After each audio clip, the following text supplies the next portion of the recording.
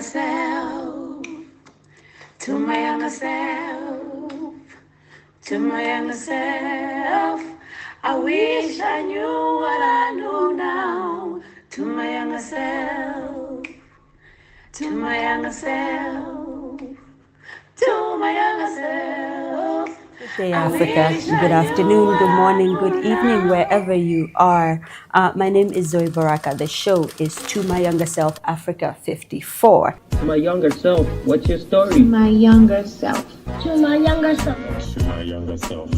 To my younger self. To my younger self. To my younger self. To my younger self. To my younger self. To my younger self. To my younger self. What's your story? To my younger self, what's your story? Good afternoon. My name is Zoe Baraka, and the show is To My Younger Self, Africa 54. First on the list is Zimbabwe, Harare, and we're here with Rejoice, and he's going to be telling us stories from his past that has propelled him into the future. Without further ado, as you well know, I always just say, Rejoice, what's your story? Mnumzana Rejoice Ngwenya ngizalwa lapha eZimbabwe, ngumntwana weZimbabwe. In English, that simply means that my name is Rejoice. I'm born in this country in Zimbabwe, and I love this country. In Shona, which is spoken on the northern side of Zimbabwe, I would say, ini ndinonzi zita rangu ndinonzi Rejoice Ngwenya. Ndiri mwana womuno muZimbabwe. Naki Rejoice kitswala Zimbabwe. That would be a bit of like Sutu. I always find it exciting, and you look back at my 64 years of life and like, gee, how did I get this far? You know, I start my life as a village boy, you know, in the middle of Zimbabwe, in the Midlands. And I'm born in a very conservative Christian family. You know, my father's church is called Seventh-day Adventist Church. They are on the extreme end of being conservative. You know, life stops on a Friday and it begins, the day after. But, my mind had always been a very busy mind. You know, I've always grown up with an excited life. So in Shurugwi is a very rural type of place, typical rural area where you see goats and cattle, running around. And as a boy, mind you, my father had 5 girls. Wow. And then I came after with my twin brother. That explains my Wait name. Wait a minute. That You're explains, a twin? I am a twin. I didn't know that. Where he at? Yeah, so you can imagine, my father having 5 girls, and suddenly they are twin boys. He was so excited. So I guess my name evoked this religious, sentiment. Gave you Rejoice. Oh my which God. was going to cause a bit of a confusion. What's your twin brother's name? My twin brother is called Signs, because he thought it was signs of the times, good times that are coming. Signs, like S-I-G. Exactly, Wow. S-I-G-N. I love your father. But most of my sisters had Ndebele names. Now, so we are born in this village, but we grew up. I grew up at a mission school. My father was a teacher, and being a teacher's child, I don't know whether it was a liability or a compliment, because people never used to call me by my name. They just used to say to me, son of a teacher. Oh. In Ndebele say umtaka teacher, son of a teacher. Yeah. You sound Zulu. Ndaka teacher. So being a son of a teacher means that there are things that you are not expected to do. Because your father, in the 60s and 70s, teachers were very special. Very respected. Very respected. Yes. So the kind of mischief that young boys used to do, we didn't have that privilege. Wow. But of course, I would go out and head cattle with the other boys. And because if you're in a rural area and you don't head cattle, you are not initiated into this exciting world of teenage life. So we spent a lot of time herding cattle after school, of course. And of course, during the week, during holidays, we would go to the fields. Now, when I think of the fields at work, it was so damning. I believe that now, being a human rights activist myself, a community activist, I believe that was child labor. Now, my sisters, every time I sit around with my sisters and we talk about village life, I would say to them, you girls didn't experience what I experienced, because having to wake up at 4 a.m. Right. every day, you take the cattle out, and then you go to the fields. It was hard labor. Wow. And my sisters always say to me, the reason that what you are today is because you were trained how to work hard. I was like, no, that wasn't training. Wow. No, that was child labor. So let me ask, you would wake up at 4, and then what would you do? Well, the routine was very specific. You woke up in the morning at 4. You put your cattle, your cows or your oxen into a span. We call it a span, which is like a scotch cart. Now you throw in all your implements in there. You go to the fields. You do a bit of plowing until mid-morning, and then you have to go back and open the cattle kraal.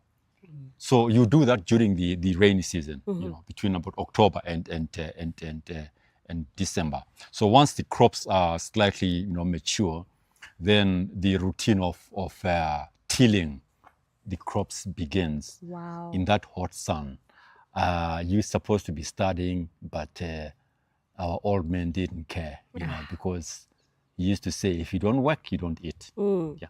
But of course, coming to thinking about it, maybe it just gave me a bit of course, even up to today, I can't sleep beyond 5 a.m. Wow. My biological clock just does not allow you to. It doesn't allow. Wow. Like I'm a writer as well, so there's always something to write, and the serenity of the morning. But back to the villages, my mother is of Zulu origin and Ndebele origin, the kind of language that is spoken in KwaZulu-Natal. So it meant that we grew up speaking Ndebele or Zulu in the family.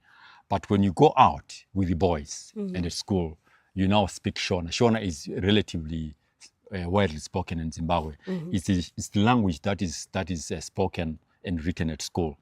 So it meant that we had to learn that language so that we're able to assimilate at school.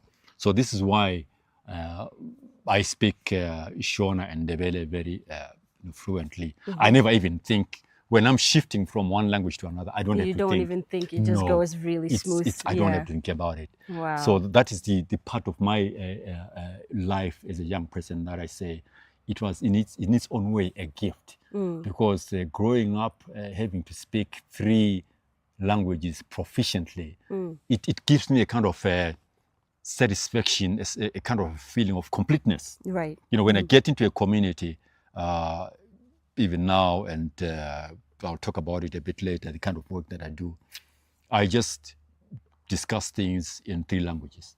It just comes naturally. Wow. And when you are able to speak these kind of languages, people tend to believe you more because you can relate to them.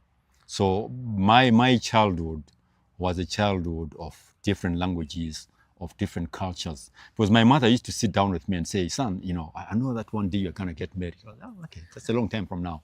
So when you get married, when you decide to get married, don't marry a woman whose culture clashes with mine. And I would say, what's the big deal? She would explain it to me. But now I do understand, because being married myself, I know what it is to have somebody whose culture you don't understand. It helps. It's not the only thing, but it does help. So, but as a mom, she had a right to say that. But my sisters, of course, every time they do things, they used to be told that, no, you better do things well, so that when you get married, the African thing. Yes. Girls and mothers, you do this thing, wash your plates correctly, spread your bed correctly. All of that, sweep the compound. Exactly, so that when you, if ever you get married, or when you get married, not if, when you get married. Ever. Yeah. So you can imagine, I grew up in a room full of sisters, so much laughter, so much love. In a way, it made me a kind of a feminist in that believing in the cause of women has not been difficult, because I've learned to respect women, women, and listen to their opinions. Wow. Of course, there were a bit of bullying here and there, but you know what? My sisters used to send me with their letters to their boyfriends, and I would open. the go-between. And I would open the letters, and I would say, "Wow, is this how it is to be loved?" Anyway, right. I hope they're not gonna watch this.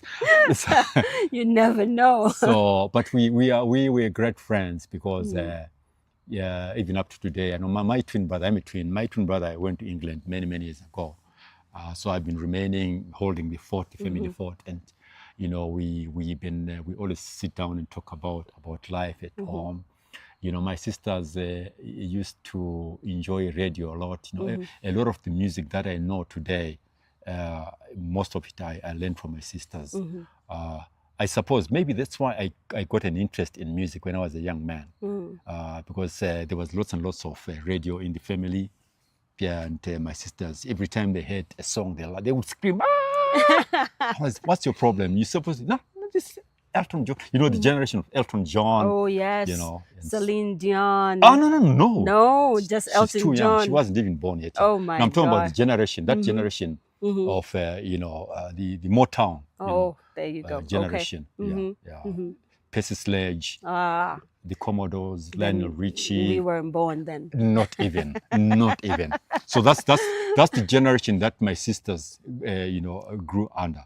But when we began to be conscious about music, I got so excited about rock music, so much so that I got myself a guitar at a very early age, and every time I used to go to the kettle, I used to carry the guitar myself.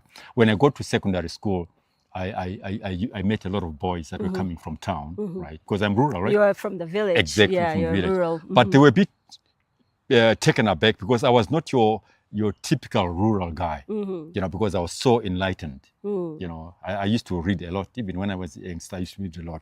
So I used to know a lot of music. But I fell in love with rock music, and I used to enjoy Jimi Hendrix. The rock guitar, the lead guitar really took my mind. Wow. Blew my mind. And remember, when at that age, that's the generation of the platform shoes, the big shoes. With did you wear the pair of pants or trousers that opened up like that? Of course. that was the in thing. I mean, if you were gonna look cool then. And the shirts were tucked in. Exactly. Oh my tucked goodness. in, and the seam. I mean, the waist was very hard, and to cap it, you needed to have an afro. Afro hair. Yeah, and you always had your afro comb, Absolutely. so you could comb it up more. Exactly. And puff it up. And puff it up. The Michael Jackson look. At that time, Michael Jackson was still black. I don't know what happened. Something happened along the way to heaven.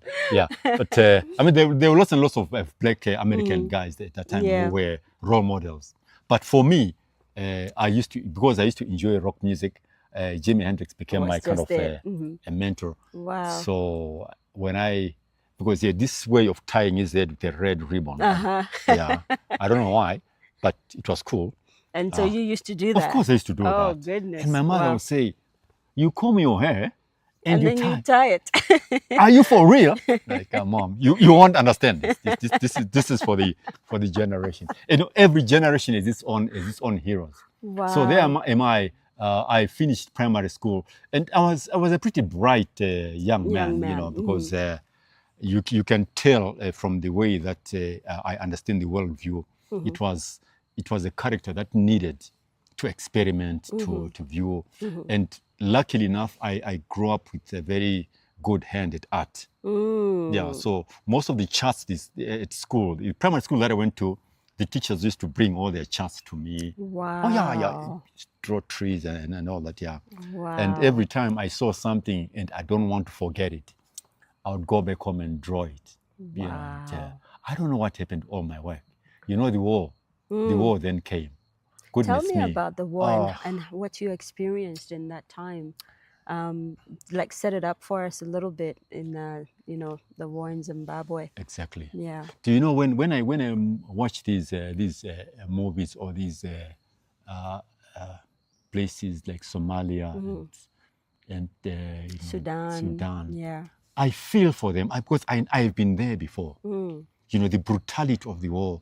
The war simply just changed everything in the villages. Now we at one time we were just being told that the war is at the borders, because the liberation war we were told was necessary because the colonial regime was prepared to dig in. You can understand why. This was one of the most developed countries in the world at that time, right? And lots of minerals, very sophisticated. So there was no way the white men would give up this land without a fight. I understand that, nationalists like Robert Mugabe, Joshua Nkomo, they tried to negotiate their way into power. But, the Ian Smith regime refused to budge. So what year was this? This was from 1973 to about 1979, thereabouts. But for me, when the war really heated up in my village, I was already at secondary school. How old were you? Yeah, then? I was about 15, 16, 17, Wow. and 8. So from 16 years up to about 18 years, I literally was at the height of the war. Right. So the problem with the war at that time was that it needed to be supported by villagers, because these guys used to come from Mozambique and Zambia carrying their guns and their bullets. They had no food, they had no clothes. Wow. So they were told before they left Mozambique that you are going to get your food and clothes from the villagers. That is the way that you can help them understand the war. That is the way they should participate in the war. And we love to support them. But something about the war damaged our mentality about peace and reconciliation. Why? Because they would come to the village and round up all the young men, right? The young men then were asked to start talking about what is happening in the village, the characters of the chiefs, the behavior of what they call sellouts and all that. So when there were village meetings, the young men, they used to be called mujiba, which means you were a young person, a young boy who is supposed to help the war. So a helper of war. A helper of war, Wow. a mujiba. If you are a young lady, you're called a chimbwido. Chimbwido. Yes. So the mujibas and chimbwidos were between 14 and 18 years old. Not too young, But not too old. Yeah. Right. So those are the guys and the young boys and the girls that were supposed to go around whipping support from the villages. We used to go to nightly meetings. Every night we had to meet. Wow. And these guerrillas, these freedom fighters would come there with their guns and people would be singing. They would be taught war songs. Wow. Yeah. And the chimbwidos would be cooking. Wow. And the mothers, during the day, they would be asked to bring all the chicken and the beef, because the fighters never used to eat vegetables. No. They used to eat beef and chicken. Wow. So that's the way that we're meant to support the war. So you can imagine that having grown up through about 5 or 6 years of war, vicious war, it somehow damaged us. So our generation, the nationalist generation, sometimes I feel that the way that we behave has been affected by the war. Wow. Because it left us very, very damaged.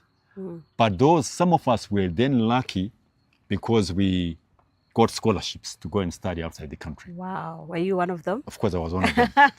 But not before completing secondary school education. Because you could only get a scholarship when you complete. I want you to tell me a personal experience, a story that may have happened to you personally during the war that may have been a turning point. I know you have many of them. Absolutely. But because remember that I said that we, as young boys, we used to spend a lot of time herding cattle in the bush. And this was a bush war. This was a bush war. So on this particular afternoon, I was with my friend. We were just hanging around at some bushy area. And we suddenly heard a helicopter coming, somewhere. We couldn't tell where it was coming from. But apparently, while the village was asleep, the guerrillas, the freedom fighters, had passed through our village to some other part of the village. Wow. Because they used to walk at night. Right. So we didn't know that they had passed through my mother's house. So they had walked past our house at night. But we didn't know because they were trained for that. Right. Yeah. They were very quiet. No, they were very quiet. These guys were well trained. So now, the next morning, the soldiers, the Rhodesian soldiers, then were told that this is what has happened in that village. So the first thing that, just after we woke up at about 5 a.m., we saw a column of white soldiers passing. Whoa. Early in the morning. And I'm saying to my friend, I think these are soldiers. You know. So we then did not go to the fields that day. Wow. We didn't go to the fields. So my mom said, okay, boys, today you are not going to head cattle. But we were so, you know, being a teenage boys, we were a bit curious. So what we do, we sleep out. Of course, we did sleep out.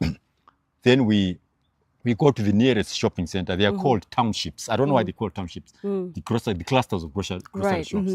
So what we find? We find all the gorillas there at the shops. Remember I said to you that when they came, they were expected to get food and clothes. So they had agreed to meet at our local shopping place to get a bit of food, a bit of money, and some clothes from the local people. So we were excited to see these guys. They were very reggae and techie. Then they start talking to us. You know, you guys, we want you to help us. You know, we're not here to kill you. We are a bunch of nice guys and so forth. We've just come to get some clothes here. So I'm looking at these guys. I'm like, this is so cool. You know, I'd never seen a gun in my life. You know, wow. You know, and if you say to them, "Can I touch the gun?" They'll say, "No, you can't touch the gun. It's too dangerous for you." But that was the peace before the storm. Yes, because at about midday, then the guns started, blowing up. Wow. You know. Why? Who because were they shooting at? No. What did those boys did? Those gorillas did. Now they went to another part of the village that had a hilly crop. So the helicopters that we had were actually coming for them, right? So there was a lot of. We were literally in the middle of a shooting competition, right? So instead of us as young boys running back to our homes, what we do, we run into the forest. Wow. So I'm sure I could have died then. I'm sure the guys who were flying the helicopter must have seen us running into the forest. Oh my God. So they followed us. Wow. They followed us. We literally saw the helicopter just. So basically, I think they must have made up their mind that no, these people have to be shot and killed. Yeah, but they noticed that we're just a couple of head boys, just being funny, But we could have been shot. So we then hid under some trees, and eventually they came and they warned us. Wow. They did warn us. They said, "Boys, this is not the way that you play." Wow. Yeah. But on that particular day, we did not go to head cattle because the entire skyline, it was all guns and bullets, smoke and yes, helicopters falling off in the sky. And I'm sitting there, I'm saying, now this is we are in the middle of the war. Wow. So that is the time that was a big turn in my life. Wow. Because the following morning, my mom said to me, "I think you need to go to town now. It's about time you went to town." Wow. Because she knew that we eventually will be recruited into the Mujiba. No, into the Mujiba. So you hadn't even gotten there yet? No, I hadn't gotten there yet. We hadn't even gotten there yet. Because when these liberation fighters come to a village, they don't ask questions. They just come, but they want to know when they come who is there, which are the young boys that are there, which are the clever guys, and of course, me being the teacher's son, you're one of the clever ones. I was going to be a target. So my mind decided, no, it's safer for us to go. So that is the way that I left the village. Wow. I left the village because of the war. Wow. So fortunately at that time, my twin brother was already in town and he was working somewhere and he was already an apprentice. So my mom was, thinking perhaps this young man should now go into exile because it's dangerous. So I was about 19 then. Wow. So I left home when I was 19 years.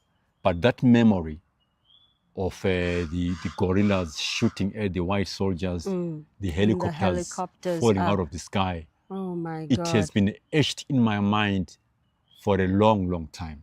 Wow. You know, the kind of siege situation that happens during a war. You know, there is no bus that moves. There is no car that moves. There are no shops that are opened. You can't go to the fields. You can't do anything. You can't do anything. And So, you can still be shot even in your own house. of course, you know, Wow. especially if you are accused of being a collaborator, you can be shot. There were a lot of innocent lives that were lost. Wow. So at 19 you left. Where did you go? Right. So when I left my village, I went to Bulawayo. That's the second biggest city in Zimbabwe. That's where it's in a province where my mother tongue is spoken, which is Ndebele. My twin brother was already an apprentice in the railways. So my mother then went with me to take a passport. Wow. Because it was not easy to cross the border, you know, because we were all assumed to be going to the bush war. So my mother had relatives in Botswana because her father, who is my grandfather, settled in Botswana. Okay. So I guess they had already spoken, you know, that, you know, you need to be out of here. I need to be out of here. So that was me, took my rucksack, you know, I bid farewell to my beloved guitar. Oh. It was such a sad thing. Wow. I was so sad to leave my guitar.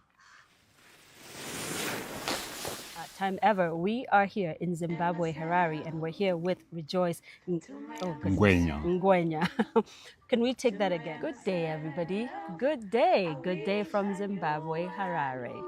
Makadini tiri kuno Zimbabwe linjani ngaphe Zimbabwe dumelang litsogile jang no sorry it was perfect. Let's do it again. I stumbled in. To my younger self, to my younger self, I wish I knew what I know now. To my younger self, to my younger self, to my younger self, I wish I knew what I